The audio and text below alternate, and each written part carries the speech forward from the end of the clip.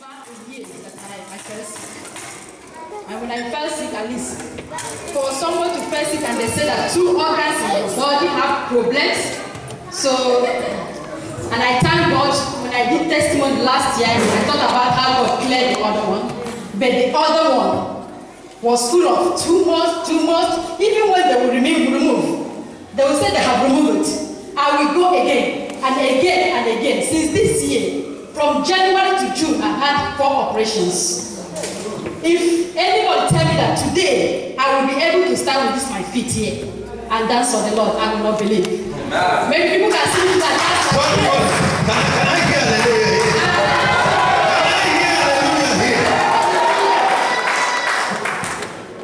The pain that I go through, there was a certain time that the pain, I thought that sometimes I'll tell my husband, I just want to jump from the 7 story we are living and just jump and have some peace. The pain is something that I can never say, but I thank God for his life. Sometimes he will cry. Sometimes I feel like just to give up, because I used to see people say, yeah, don't give up. Somebody can give up just their life. Sometimes I will feel the pain that I just feel like to give up the spirit and just have some peace.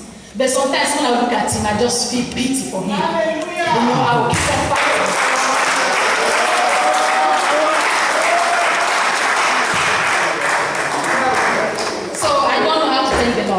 Only that mommy, my brother Oliver and his wife can testify about the pain and what I go through. She gone through. Even I have said sometimes, I say I will not sit at home. I have to come to church. So we manage to come to the church. But when I get home, sometimes after the operation, sometimes I can't sit, I can't start, I will be shouting.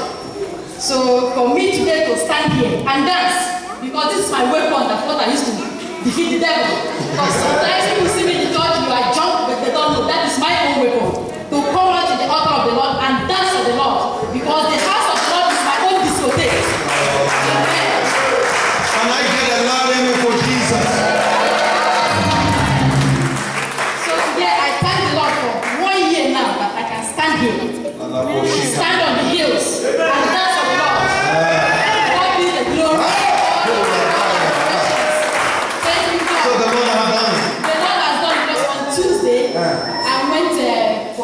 For checkup. For the doctor for the first time, because the first operation they will see the tumors. When they will operate, they will see they see surprises. What they don't see on the screen will come up. I have to go again. When I finish that one, before you know, I have to go again. Even the last operation I was supposed to go, I came home, but God has sustained my life.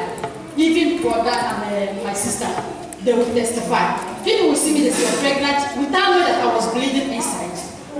I carried for more than 1 month, almost 2 months. I went to church here, but nobody knows. The blood that did it, that I went for the last operation in June, those blood was removed, nothing damaged.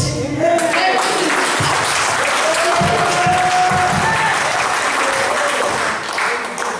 So for me to stand here today is something. That's why I said that one is celebration. I want to gather my strength. Because that way I just want to give little testimony to what the Lord has done. I thank God for the life of Daddy. I want to talk, to pray, to encourage. I thank the Lord for the life of my brother Oliver and his wife. They will pray. We will pray together. They will encourage my husband, because at a certain time, he sometimes he will fall and say, God, he will cry and cry and cry. And that cry is something I will look and say, God, how can he just marry? And he will just lose the wife like that. And that will give me the strength. I will fight and say, God, let me live. So I give God the glory. Amen. We're going to church. Let's say she's going to. Let's say.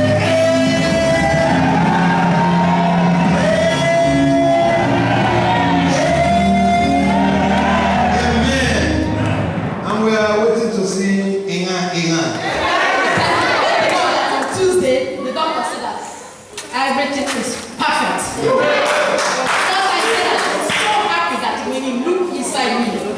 He's so happy that everything is perfect. And that was that very organ. The first doctor that saw me said, there's nothing anybody can do for this organ. You just have to be removed. I said, no, why not cut my head? Then as God will have it, we came back on the second time. So the man that checked my kidney now sent me to that. God made He's an old doctor. The man just took me like his own child. So careful and everything. The man said, I know how important it is for someone to say, before you move any organ in my body, cut my head. Now I know important and I'm going to be careful. So every time that we pray, we all gather, we pray with my brothers and sisters. Every time they're with us, when we pray, I say, God, this no organ is going to leave my body. I will live old and die with all my organ in my body. Oh, yeah. So I keep on telling the Lord, The first operation, that was the most complicated one, that was the major one. I said, God, you said that I should decree with my mouth how I want my life to be. I said, God, if I go this operation, come out, because doctors have confirmed that nothing can be done with this organ. If I come home with this organ, I will testify to the goodness of your holy name.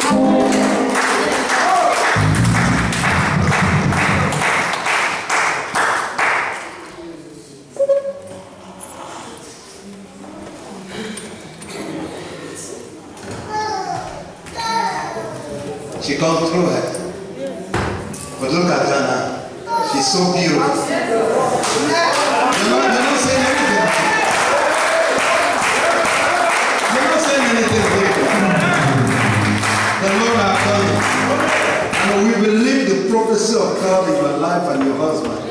We are waiting to dedicate the shine. And then the devil will eat shit and eat the shit. This God is too much. Somebody's God is too much.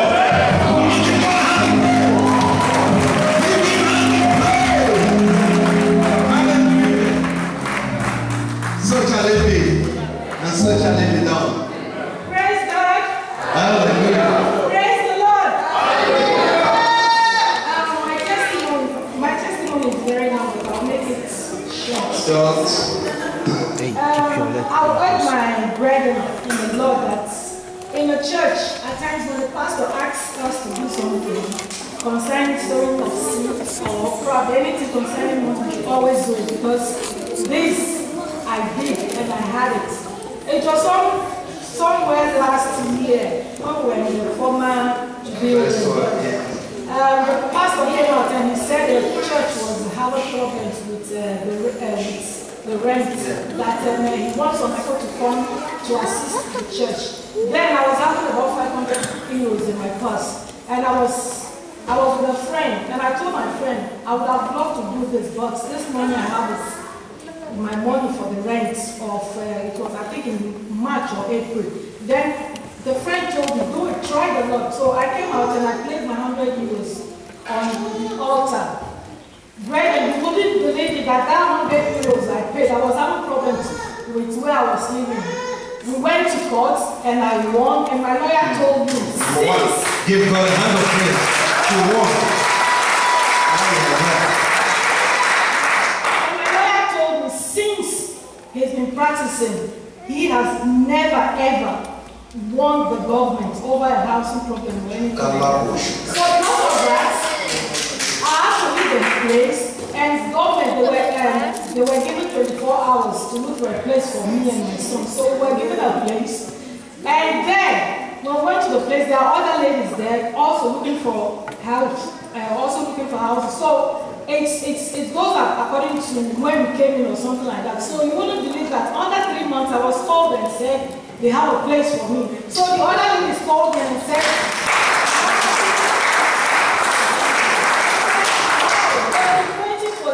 about 1, 2, 3 years to get a place. Me that came only 3 months to have a place.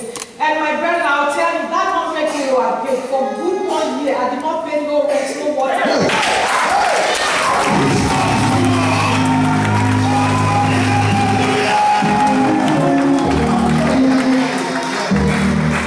This God is too much. Besides that, if you want a house, I mean, you have to go through about 6, 7 or to 10 years before you get a place. But within 3 months, I got my own place. So I'm here to Can we give our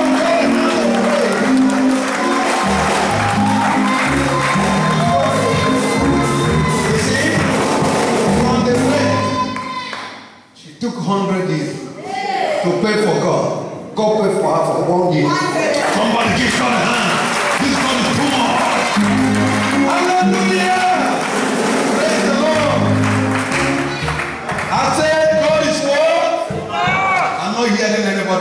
Is God too much?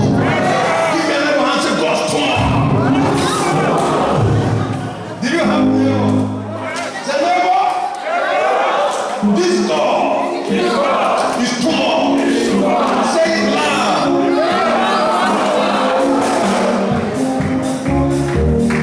Praise the Lord.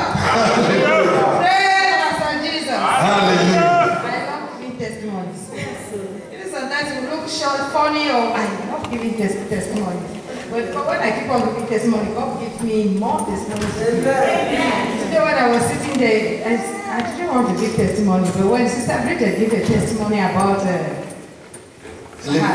dream, and then when I came in, the pastor was preaching today, he was just going about something I dreamed of. I had a dream. It was a flood. The flood was, I was on top of a 5-story building.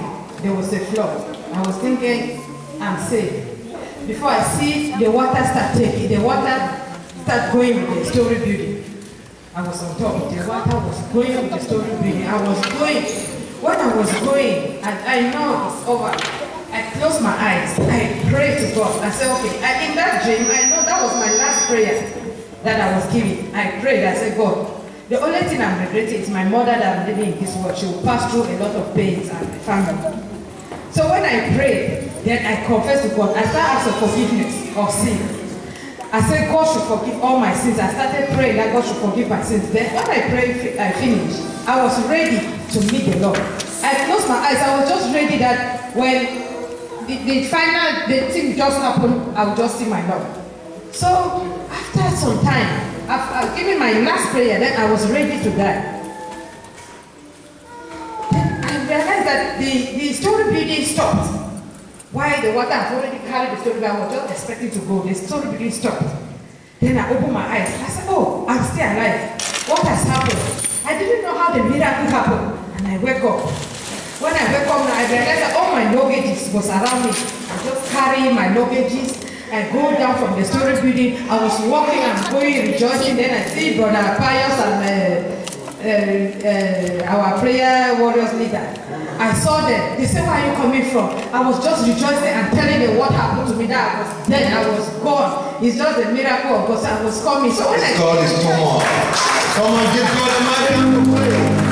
You are delivered. You know, the Bible says, the enemy will come like a flood. It was enemy. But the Spirit of God shall lift up a standard. It is a deliverance that comes through the Holy Spirit. And you are delivered.